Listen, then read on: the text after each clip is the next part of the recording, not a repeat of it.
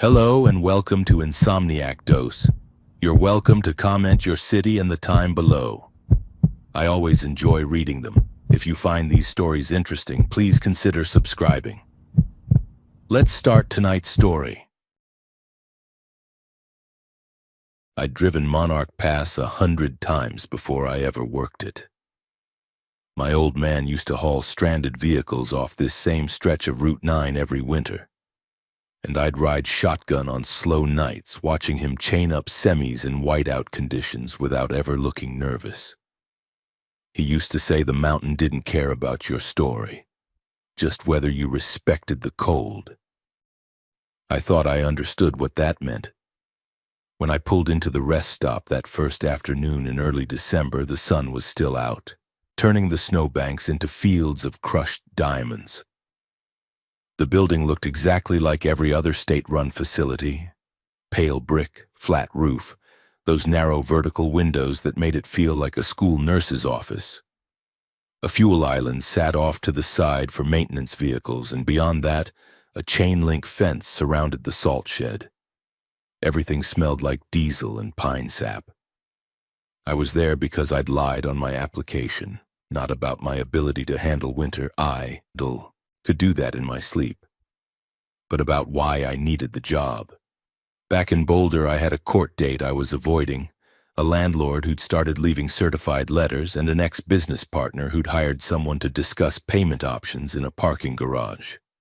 The seasonal maintenance contract at Monarch Rest Stop paid cash equivalent through a state voucher system, reported under a department code that didn't show up on standard background checks, and required living on site in a small apartment attached to the office. It was perfect for disappearing. Ms. Rourke met me in the lobby, a woman in her 50s with the kind of severe ponytail that suggested she'd been a high school gym teacher in another life. She handed me a blue 3-ring binder with laminated pages. "Winter Operations Guide," she said. "Everything you need is in here. Shifts are 8 p.m. to 6 a.m. You'll log visitors, keep the building warm, and monitor weather reports. If visibility drops below a quarter mile, you lock the doors and post the closure sign." Simple. I flipped through it. Thermostat settings, radio codes, vending machine restocking schedules. It read like an OSHA manual written by someone who'd never seen snow. "That's it?" I asked. "That's it?" She smiled in a way that didn't reach her eyes. "You're not here to save anyone, Mr. Hart. You're here to keep the lights on." She left in a state pickup before the sun went down, and I spent the first hour exploring. The lobby had 6 round tables, a wall of vending machines, and a coffee maker that looked like it predated the building. The office was small, just a desk, a radio console, and a steel locker that opened with a key Ms. Rourke had left on the desk.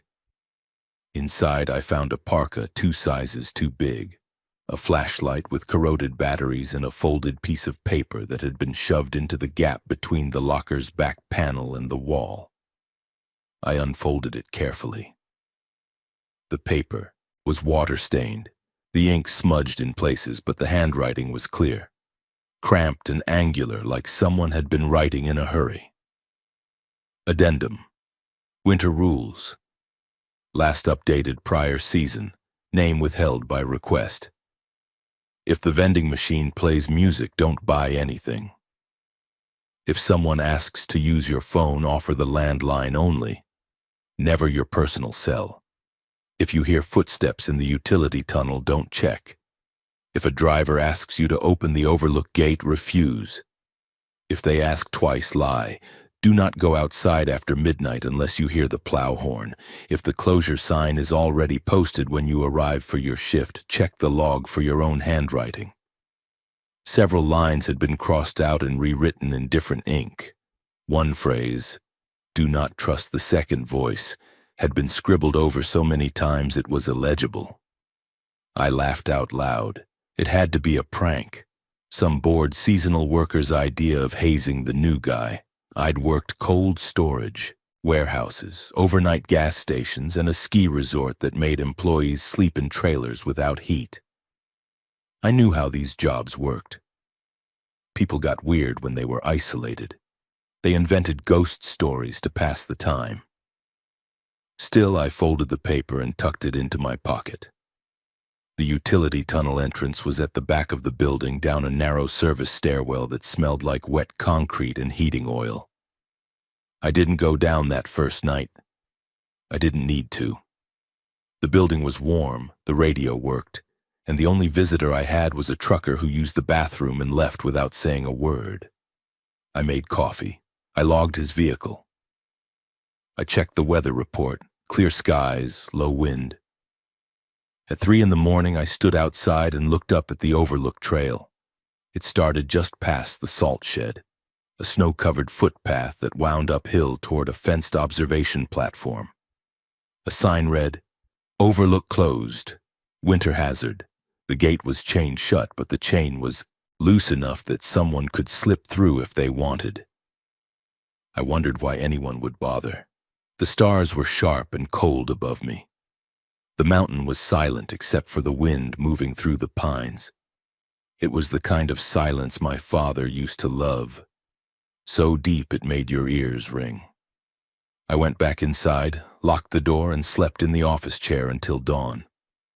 When Ms. Rourke's replacement, a day shift guy named Carl, arrived at 6, he looked at me like I'd accomplished something.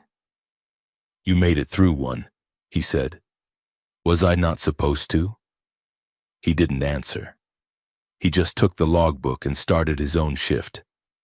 I drove down to the small apartment attached to the back of the building, showered, and slept until the sun went down again. That's when I made my first mistake.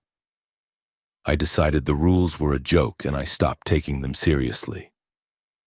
The second night felt like a victory lap. I'd survived my first shift without incident. The weather was still, clear, and I'd already started to fall into a rhythm. I knew where the good coffee filters were hidden, how to jiggle the radio antenna to get the weather station, and which vending machine had the least expired snacks. I reread the handwritten rules while eating a pack of stale pretzels.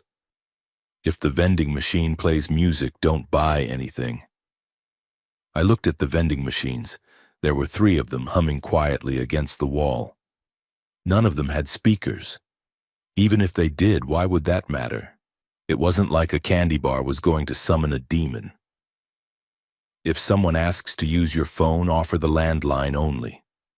That one almost made sense. If someone was stranded, you didn't want them disappearing with your personal phone. Fair enough. If you hear footsteps in the utility tunnel, don't check. Now that was just stupid. If something was wrong with the pipes or the generator, I'd need to check. That's what I was being paid for. I folded the paper and left it on the desk. If this was hazing, it was pretty weak. Around 10 p.m., I heard the grind of heavy tires on snow. A woman in a thick Carhartt jacket pushed through the front doors, stamping her boots on the mat. She had the kind of face that looked both young and exhausted. Sharp cheekbones, dark circles under her eyes, a ponytail pulled so tight it looked painful. "Tess Morrow," she said, not waiting for me to ask. "Plow mechanic. I use the bay and back." "Evan Hart. I'm the new night guy." She nodded like she'd already known that. "You find the creepy list yet?" I smiled. "Yeah. Is that your work?" "God, no. That thing's been floating around for years. Everybody adds to it." She poured herself a cup of coffee without asking and leaned against the counter. "I've got my own list. Better one." "Better how?" She pulled a folded index card from her pocket and slid it across the desk. "Tess's rules updated. If the vending machine plays music, it's trying to warn you. Buy something to acknowledge it. If someone asks to use your phone, let them. Refusing makes them angry. If you hear footsteps in the utility tunnel, you must check. They're warning you something's wrong. If the closure sign is already up, don't assume you posted it. Someone else might be here." I stared at her. "These are the exact opposite of the other list." "Yeah?" Tess sipped her coffee. That's because the other list was written by someone who didn't make it through the season. And you did? Second winter, she said. I'm still here. I didn't know what to say to that. She wasn't joking. She wasn't trying to scare me. She was stating it like a fact, the way you'd tell someone the building had no cell service or the bathroom door stuck in humid weather. Look, she said, I don't care which list you follow. Just don't follow both. Pick one and commit. The worst thing you can do is hesitate. She finished her coffee, rinsed the cup in the bathroom sink, and disappeared into the snowplow bay. I heard the clang of tools, the hiss of a pneumatic lift, and then nothing. I looked at both lists side by side. They couldn't both be right. But if they were both wrong, that meant someone, maybe several people, had spent real time trying to figure out how to survive this job. And they still hadn't agreed. I decided to follow the official manual. It was boring, bureaucratic, and made no mention of vending machines or tunnels or voices. That felt safer. At midnight, a sedan pulled in. A family of 4, parents and 2 kids under 10. They looked cold but not panicked. The father asked if the restrooms were open. I said yes. They used them, bought some snacks from the vending machines, and left 20 minutes later. I logged their vehicle. Everything was normal. At 2 a.m., I heard a faint metallic groan from below the floor. It sounded like pipes expanding, or maybe something shifting in the tunnel. I thought about the rule, don't check, and Tess's version, you must check. I didn't check. Nothing happened. At 4 a.m., I went outside to scrape frost off the fuel island's card reader. The overlook gate was still chained. The snow was smooth and undisturbed. The sky was starting to lighten in the east, turning from black to deep blue. I felt good, confident. I'd worked 2 nights and nothing had tried to kill me. When Carl showed up at 6, I was almost disappointed. Quiet night, he asked. Dead quiet. He looked at me for a long moment, then nodded. Good. Let's hope it stays that way. I wanted to ask him about the lists, about Tess, about what making it through the season actually meant. But I didn't. I told myself it didn't matter. I went back to the apartment, made eggs, and fell asleep with the TV on. That was the last normal night I had. The storm hit on my 5th night. Not a blizzard, just a heavy, wet snow that turned the pass into a tunnel of white static. Visibility dropped to maybe 50 feet, and the wind howled against the building like something trying to get in. I posted the closure sign at 9 p.m., locked the front doors, and settled in with a thermos of coffee and a paperback I'd found in the apartment. At 11:30, the vending machine started playing music. It wasn't loud, just a faint, tinny melody, simple and repetitive, like a music box winding down. I looked up from my book and stared at the machines. The sound was coming from the middle one, the one that sold chips and candy bars. I walked over slowly. The machine's display was dark, no lights, no error codes, but the melody kept playing, soft and nostalgic, like something I'd heard a long time ago but couldn't quite place. I thought about the rule. If the vending machine plays music, don't buy anything. I thought about Tess's version. Buy something too, acknowledge it. And then I thought, this is stupid. It's a machine. It's malfunctioning. I fed $2 into the slot and pressed the button for a Snickers bar. The machine went silent immediately. The candy bar dropped into the tray with a soft thud. I picked it up, unwrapped it, and took a bite. It tasted normal. Maybe a little stale, but that was expected. I finished it, threw the wrapper in the trash, and went back to my book. Nothing happened. No flickering lights, no sudden cold, no shadowy figure stepping out of the bathroom. I felt a weird sense of triumph. The rules weren't real. I'd just proven it. It wasn't until an hour later, when I was throwing the trash away, that I noticed the wrapper at the bottom of the bin. I pulled it out. The Snickers logo was gone. In its place was just blank, waxy brown paper. No barcode, no nutrition label, no fine print. Just a smooth, unmarked surface with a faint gray stain in the center, roughly the size and shape of a thumbprint. I turned the wrapper over. Nothing. I checked the vending machine. The Snickers bars behind the glass all had normal packaging. I told myself it was a misprint, a factory error. I threw the wrapper away again and didn't think about it. But that night I dreamed about my father. We were driving up the pass in his tow truck, the same one he'd driven when I was a kid. He was humming something, a simple, repetitive tune that I couldn't quite recognize. The windshield wipers were going, but the snow wasn't melting. It just kept piling up, thick and wet, until I couldn't see the road anymore.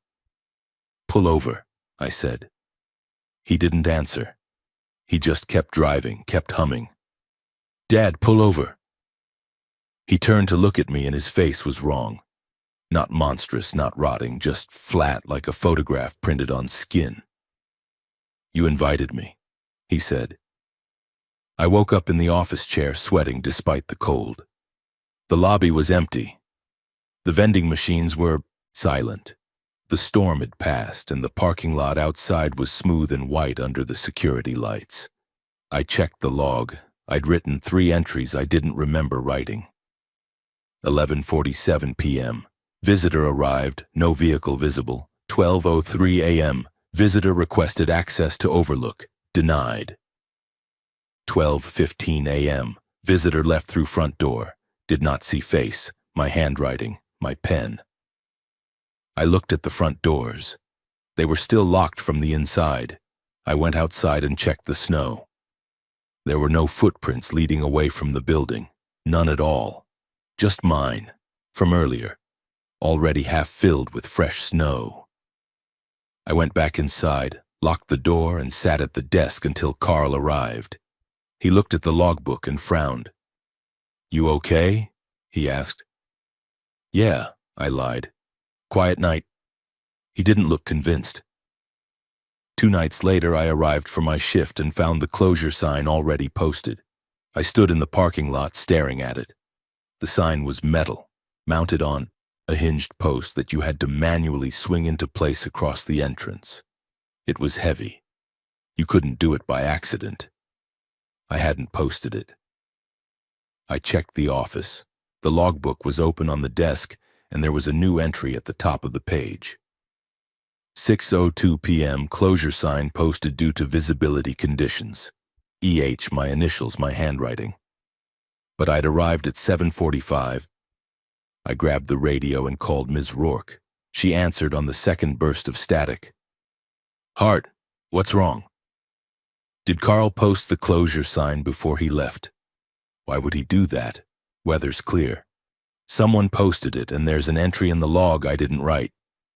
Silence. Then, "Are you sure?" "I'm looking at it right now." Another pause. "Sometimes the previous shift forgets to log things. Maybe he did it and signed your name by mistake."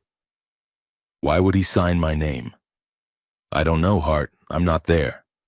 Her voice was clipped, professional. "If you're concerned, document it and we'll review it later. Otherwise, proceed with your shift." She hung up. I pulled the closure sign down and dragged it back to its resting position. My hands were shaking. At 9 p.m., a car pulled into the lot. I watched it through the window. It was an old sedan, maybe early 2000s, with a cracked windshield and a dented front bumper. It rolled to a stop near the fuel island, engine running, headlights on. No one got out. I waited. After 5 minutes, I grabbed my coat and walked outside. The cold hit me like a fist.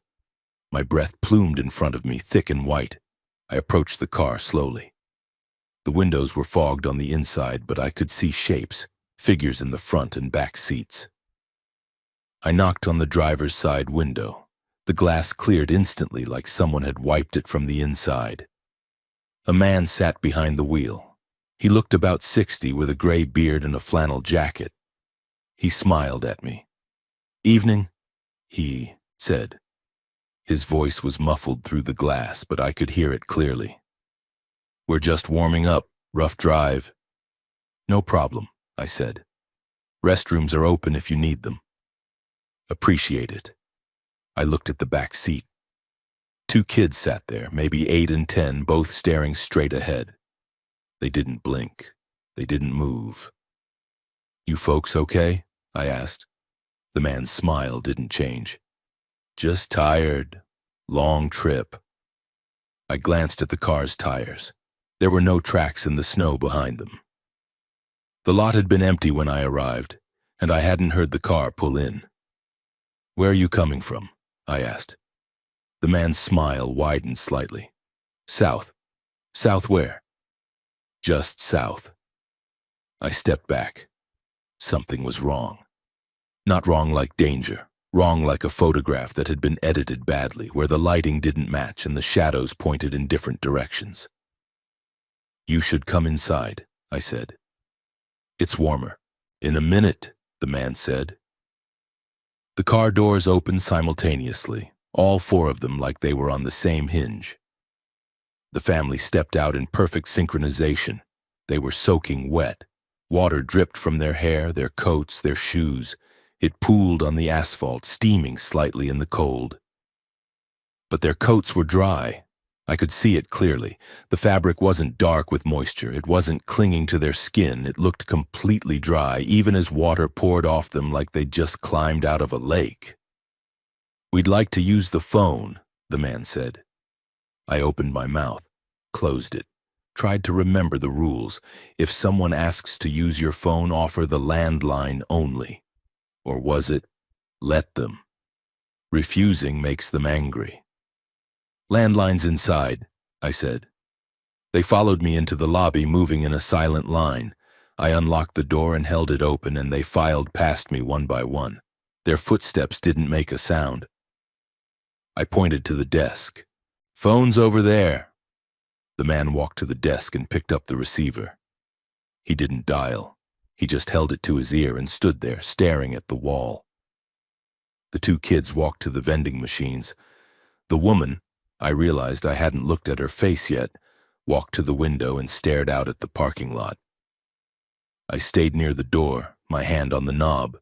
The vending machine started playing music, the same melody, soft, repetitive, nostalgic.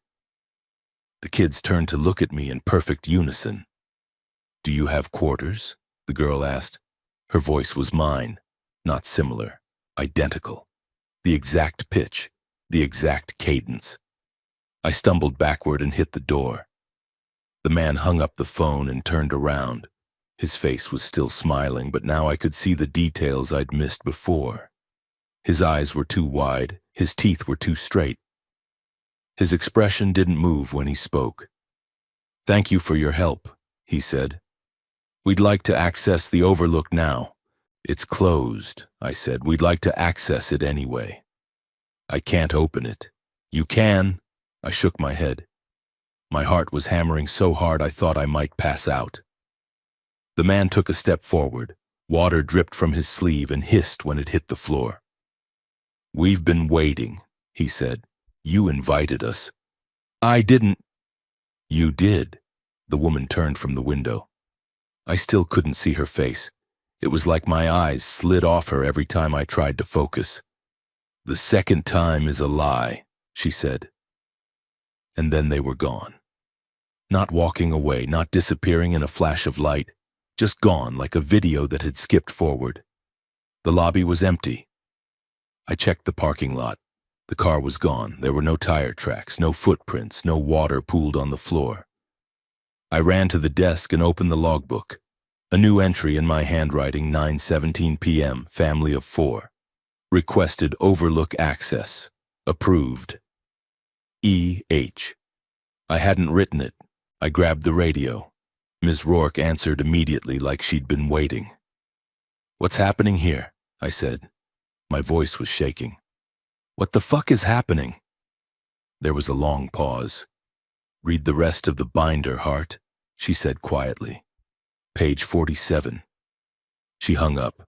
I grabbed the blue binder and flipped to page 47. It was blank. No, not blank. There was text, but it was so faint I had to hold it up to the light to read it. Incident Suppression Protocol Winter Overlap Event. And below that, in smaller print, the state does not acknowledge the presence of non-standard visitors. Staff are instructed to log all interactions as routine and proceed with normal operations. Rotation is mandatory. Duration of assignment should not exceed 90 days. I read it 3 times. Then I locked myself in the office and didn't move until Carl arrived. I didn't sleep that day. I sat in the apartment with the lights on and the door locked, reading every page of the Winter Operations Guide. Most of it was exactly what Ms. Rourke had described: thermostat settings, emergency contacts, restocking procedures. But starting around page 30, the language started to change. The sentences became shorter, more directive, less explanatory. Page 34. If a visitor remains in the lobby for more than 2 hours without speaking, do not engage. Document time of departure only. Page 39. In the event of simultaneous arrivals, prioritize logging vehicles with visible license plates. Page 42. Staff are not required to verify visitor identities. Visual confirmation is sufficient. And then page 47, the one Ms. Rourke had told me to read. The text was faint, almost hidden, like it had been printed with a dying ink cartridge. I turned to the back of the binder. There were several pockets sewn into the inside cover, the kind meant for storing loose documents. I opened the first one. Inside was a stack of inside. A closure: do not unlock the doors. They are not coming from the road. If a visitor signs the log with a name you recognize, do not acknowledge it. If the tunnel footsteps stop suddenly, leave the building immediately. If the vending machine plays music more than once in a single shift, you have already made a mistake. The last line had been circled over and over, the pen pressed so hard it had torn through the paper. I grabbed the radio and called Ms. Rourke. It was 2 in the afternoon. She should have been awake. She answered on the first try. "Hart, why didn't you tell me?" I said. "Tell you what?" "That this place is fucking haunted, that people have died here, that the rules are real." There was a long silence. I could hear her breathing. "No one's died," she said finally. "People quit. People transfer. People finish their contracts and leave." "What about RG? The person who wrote this list?" "I don't know who that is." "Bullshit." Her voice hardened. "Listen to me, Hart. You signed a contract. You agreed to work nights at a remote location. You were informed of the conditions. If you want to quit, that's your choice, but you'll forfeit your pay and housing. You didn't inform me of shit. I gave you the manual. Everything you need is in there. Then why are there fake closure notices? Why are there incident reports with half the text blacked out?" She didn't answer. "Ms. Rourke, what is this place?" When she spoke again, her voice was quieter, almost gentle. "It's a rest stop, Hart. It's a place where things pass through. Most of the time it's normal, sometimes it's not. We don't know why, we don't know how, but we keep it staffed, we keep it running, and we rotate people out before they get hurt." "Before they get hurt," I repeated. "So people do get hurt. Not if they follow the rules." "Which rules?" "There are 4 different lists in this building." "That's because the rules change depending on who you are," she said. "What works for one person doesn't work for another. You have to figure out your own version." I wanted to scream. I wanted to reach through the radio and shake her. "Why me?" I asked. "Why did you hire me?" She hesitated. "Because you needed to disappear, and this place is good at making people disappear." The line went dead. I sat there staring at the radio, my hands shaking. I thought about my father. I thought about the past, the tow truck, the childhood trips. I thought about the man in the lobby who'd smiled at me with 2 straight teeth and said, "You invited us." I thought about the candy wrapper with the thumbprint. I went back to the office that night and found Tess in the snowplow bay working on a hydraulic line. "I need to know what you know," I said. She looked up, her face smudged with grease. "About?" "About this place. About the rules. About what's really happening." She set down her wrench and wiped her hands on her pants. "You had an encounter." "Yeah." "What kind?" I told her everything. The family, the car without tracks, the logbook entries I didn't write. She listened without interrupting. When I finished, she nodded slowly. "You broke the vending machine rule," she said. "I know. And now they think you're open for business." "What does that mean?" She stood up and walked to the bay door, looking out at the dark expanse of the parking lot. "The overlook," she said. "It's not closed because of weather, it's closed because it's a door. And doors go both ways." "A door to what?" "I don't know. No one does, but things come through, not all the time, just when someone opens it. I didn't open it. You invited them in, that's the first step." She turned to look at me. "The vending machine music is a test. If you ignore it, you pass.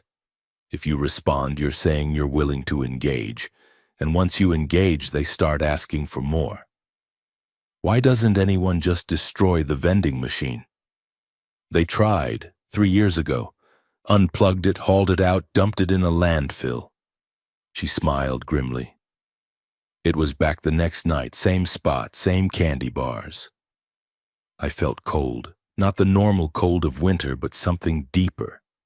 Something that had nothing to do with temperature. "What do I do?" I asked. Tess pulled a folded piece of paper from her pocket and handed it to me. It was another list, this one written in pencil. "These are the rules that worked for the guy before me," she said. "He lasted a full season, then he left and never came back." I unfolded the paper.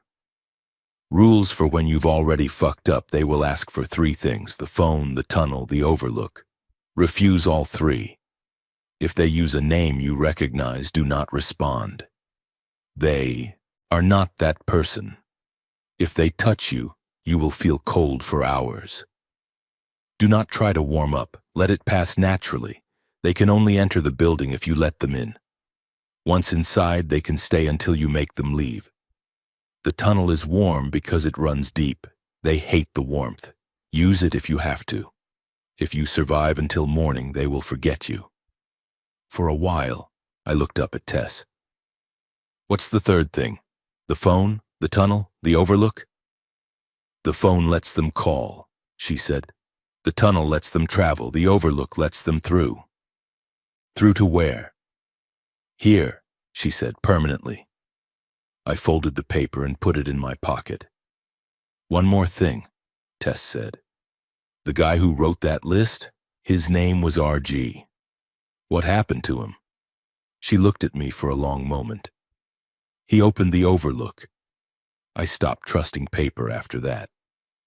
Every list contradicted the others, and I couldn't tell which one had been written by someone who survived and which had been written by someone who thought they'd survived but were already too far gone to realize it. So I started keeping my own notes. Not rules, observations. I used the back pages of the logbook where no one would look.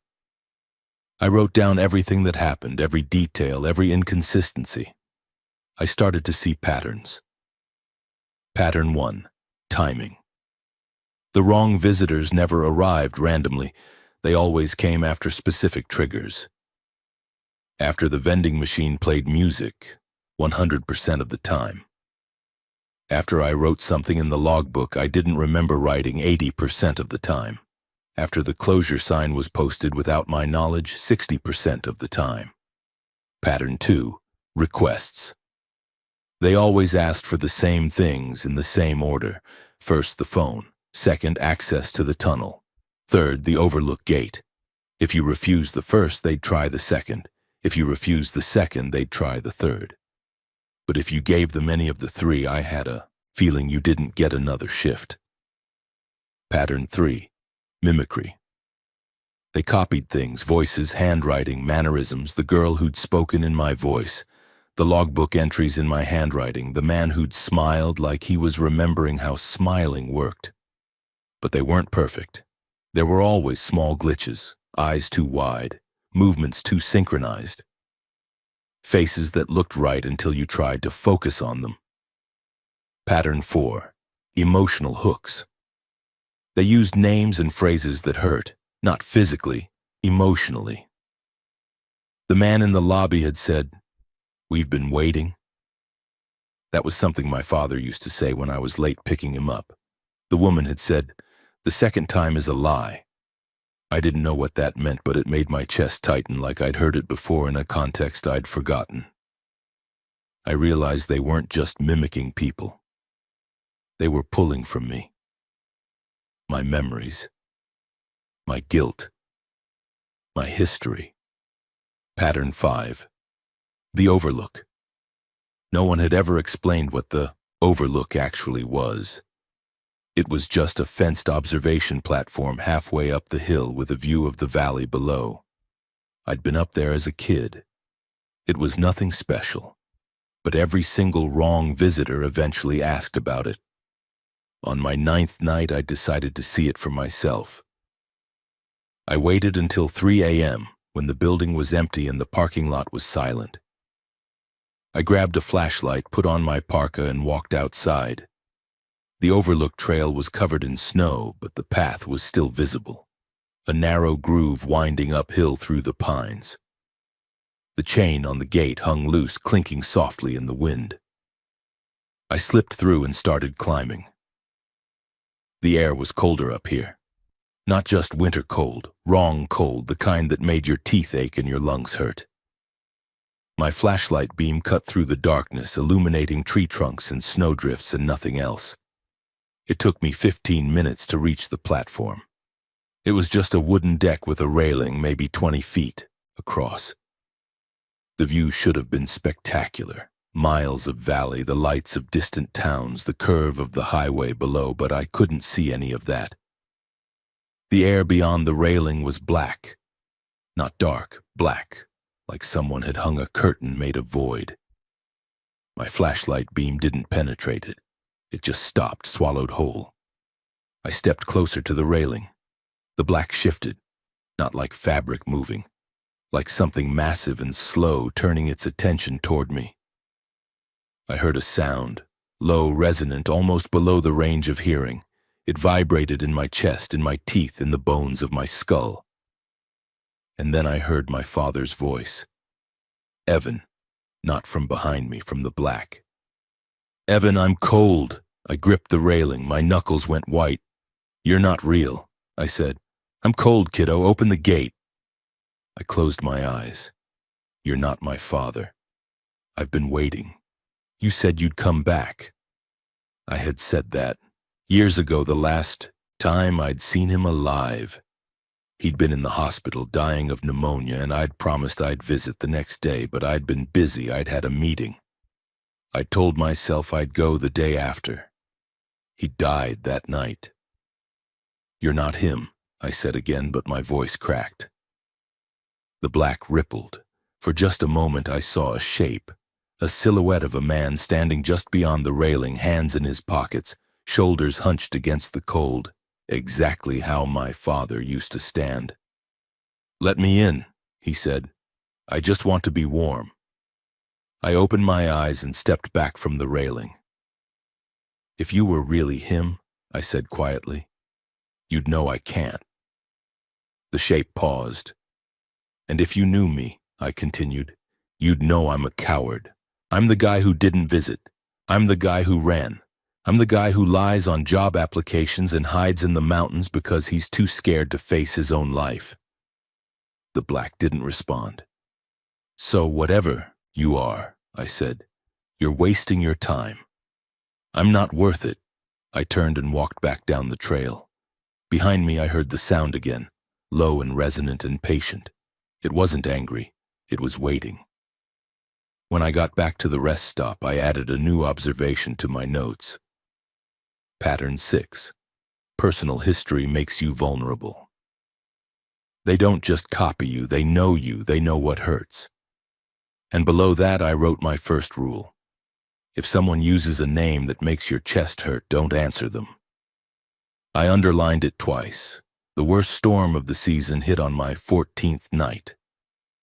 The weather service called it a whiteout event. Winds gusting over 60 miles an hour, visibility near zero, temperatures dropping to 15 below. I posted the closure sign at 8 p.m. and locked the doors. By 9, the world outside was a wall of white noise. At 10, the power went out. The lobby lights died. The vending machines went silent. The hum of the heating system cut off, leaving only the howl of wind and the creak of the building settling. I grabbed my flashlight and checked the breaker panel. Nothing was tripped. I tried the radio, dead static. I tried my cell phone, no signal. I was alone in the dark in a building that was getting colder by the minute. I knew what I had to do. The backup generator was in the utility tunnel, 30 feet below the building. There was a manual restart switch down there. I stood at the top of the service stairwell, shining my flashlight down into the darkness. If you hear footsteps in the utility tunnel, don't check. But Tess's rule said the opposite. You must check. They're warning you, and the rule I'd written said, personal history makes you vulnerable. I started down the stairs. The tunnel was narrow, barely wide enough for one person, with exposed pipes running along the ceiling and walls. The air was warm, too warm, thick and damp, like breathing inside someone's mouth. My flashlight, beam wobbled. My hands were shaking. Halfway down the tunnel, I heard footsteps behind me. I stopped. The footsteps stopped. I turned around slowly. My father stood at the bottom of the stairs, hands in his pockets, snow melting in his hair. You shouldn't be down here, kiddo, he said. His voice was perfect. Not the mimicry from the overlook. This was exact. Every inflection, every slight rasp from decades of cigarettes. You're not real, I said. I'm real enough. He smiled, tired, sad, the way he'd smiled in the hospital. You know why you're here, right? I'm here because I needed a job. No, you're here because you're running, same as always. I clenched my jaw. Fuck you. You didn't visit me, he said quietly. You promised, and you didn't come. I know. You let me die alone. I know. He took a step closer. The shadows moved wrong around him, bending in directions that didn't match. The light. Open the overlook, Evan. I'm so cold. I just want to be warm. I stared at him, at the shape wearing his face. Here's the thing, I said. My father wouldn't ask me to do that. The shape paused. He'd tell me to get the generator running, I continued. He'd tell me to do my job, because that's who he was. He didn't ask for help, he just worked. The shape's expression didn't change, but something shifted in its posture. Something uncertain. You're not him, I said. And even if you were, I wouldn't do it, because he taught me not to open doors I can't close. I turned my back on it and walked deeper into the tunnel. Behind me, I heard the footsteps again. Faster now, closer. I didn't run. I didn't look back. I reached the generator, found the restart switch, and pulled it. The generator coughed, sputtered, and roared to life. Lights flickered on overhead. Dim, yellow, buzzing. I turned around. The tunnel was empty. No footsteps, no shape, just warm air and the hum of machinery. I climbed the stairs back to the lobby. The lights were on. The vending machines were humming. Everything was normal, except for the logbook. I opened it and found a new entry written in handwriting that wasn't mine and wasn't anyone else's I recognized. 10:34 p.m. Generator restarted. Visitor denied access. Insufficient. I stared at the word. Insufficient. Insufficient what? Insufficient fear? Insufficient guilt? Or insufficient bait? I grabbed a pen and wrote my own entry below it. 10:40 p.m. All systems operational, building secure, no visitors. EH. I underlined no visitors 3 times. I didn't see another wrong visitor that night. But I knew they weren't done with me. They were learning, and so was I. By my 16th night, I'd stopped reading the lists entirely. I kept them, Tess's rules, RG's rules, the original handwritten addendum. But I didn't follow them. They were data points, not commandments. I realized something crucial. The rules were patterns, and patterns could be broken. The things that came through the overlook, whatever they were, operated on expectation. They expected fear. They expected compliance. They expected you to follow a script. The vending machine music was a test. Would you engage or ignore? The mimicry was bait. Would you respond to emotional manipulation? The 3 requests, phone, tunnel, overlook, were a progression, each one testing how far you'd go. But what if you didn't play? That night, I did something no one had told me to do. I unplugged the vending machine, not permanently, just for the shift.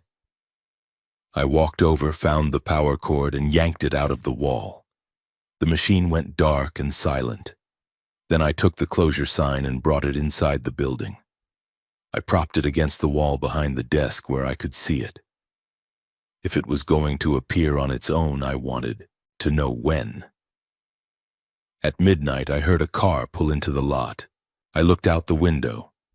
It was the same sedan from before. Cracked windshield, dented bumper, no tracks in the snow. The family stepped out. Same synchronized movements. Same wet clothes and dry fabric. They walked to the front door. I didn't unlock it. The man knocked, polite, patient. I stayed at the desk watching.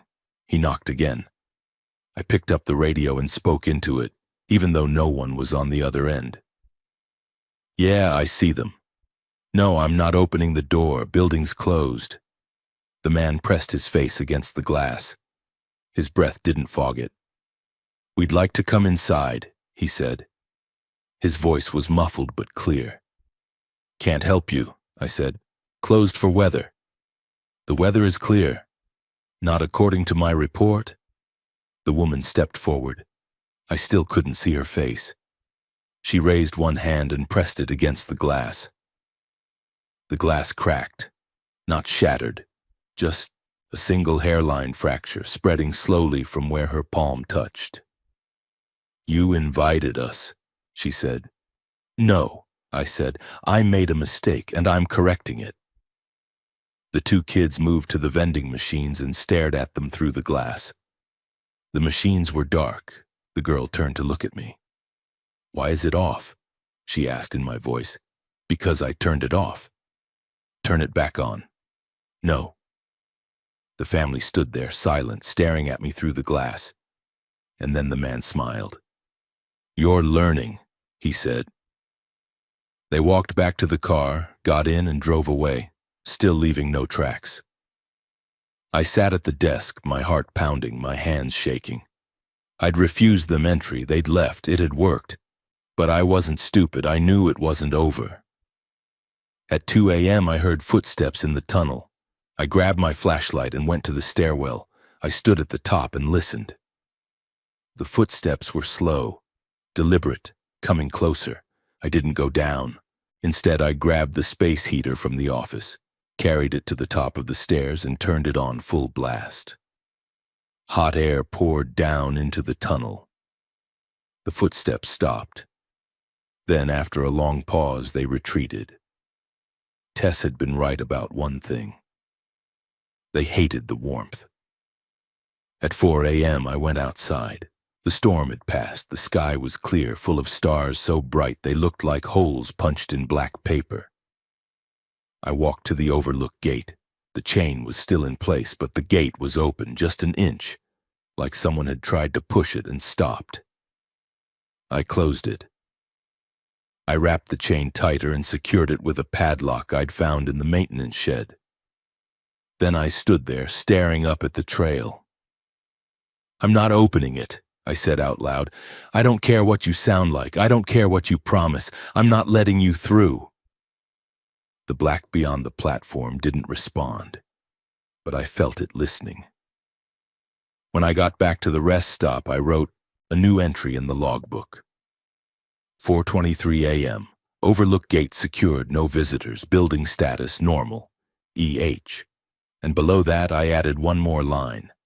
They're not ghosts, they're not demons, they're something that wants in, and the only thing stopping them is me saying no. At 6 a.m., Carl arrived. He looked at me, then at the unplugged vending machine, then at the closure sign propped against the wall. Rough night, he asked. Not really, I said.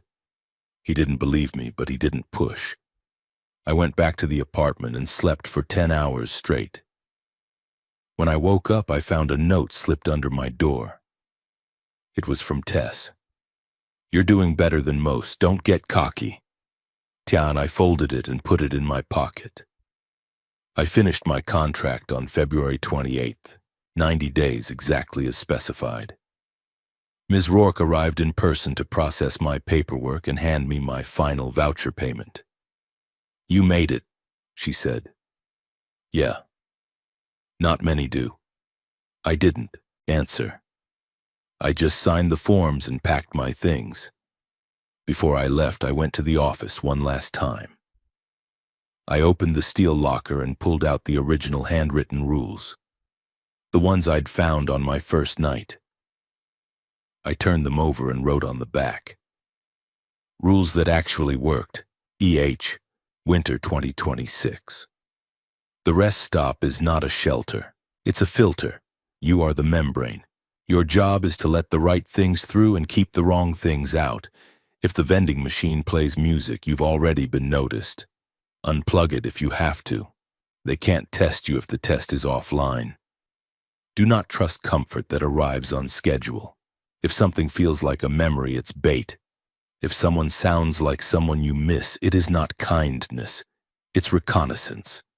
They are learning how to hurt you. Refuse all 3 requests: phone, tunnel, overlook. If you give them one, they'll take all 3. They can only enter if you let them in. They can only stay if you let them stay. The doors, the gates, the tunnels, they're all just metaphors. The real boundary is you. If you need to survive, you will have to lie. You will have to refuse people who sound like they're in danger. Decide now what that makes you, because once you're in the moment, it's too late to choose. I folded the paper and left it in the locker. Then I walked out to my car, threw my bag in the back, and started driving down the pass. I made it about 5 miles before I saw the sign. Rest stop, 2 miles. An arrow pointed back the way I'd come. I slowed down, checked my odometer. I'd definitely been driving away from the rest stop, not toward it. I kept going, another mile, another sign. Rest stop, 1 mile. The arrow still pointed behind me. I pulled over and got out of the car. The air was cold and still. The pass stretched out in both directions, empty highway, snow-covered trees, no other vehicles. I looked back up the mountain. I couldn't see the rest stop from here, but I could see the overlook platform just barely visible through the trees, and for just a moment I thought I saw a figure standing at the railing. Hands in pockets, shoulders hunched. I got back in the car and kept driving. The sign stopped after another mile. When I reached the valley, I pulled into a gas station and checked my phone. I had 3 missed calls from Ms. Rourke. No voicemails. I didn't call her back. Instead, I filled up my tank, bought a coffee, and got back on the road. I drove south for 2 days before I stopped checking my rearview mirror. But even now, months later, living in a different state, working a different job, I still think about it. I think about the overlook, about the black beyond the railing, about the shapes that stood in the snow and asked to be let in. I think about the rules and how many people before me had tried to write them down, how many had gotten them wrong, how many had disappeared trying to figure out the right answer. And I think about the last thing Tess said to me, the night before I left. You did good, Hart, but don't think you're done. What do you mean? She'd looked at me with those tired eyes, grease-stained hands shoved in her pockets. You didn't open the door, but you stood close enough to be seen. And once they see you, they don't forget. I'd asked her what that meant. She'd just smiled. Drive safe. I did. But sometimes late at night I hear my phone buzz with a call from a number I don't recognize. And when I let it go to voicemail, I hear the sound of wind, of something patient and cold, waiting on the other end of a line I'll never answer. And sometimes when I'm driving at night and I see a rest stop sign, I feel the urge to pull over, to go inside, to check the vending machines, but I don't, because I know what's waiting. And I know that the only reason I survived was because I learned one simple truth. Some doors are supposed to stay closed, not because of what's behind them, but because of what we become when we open them.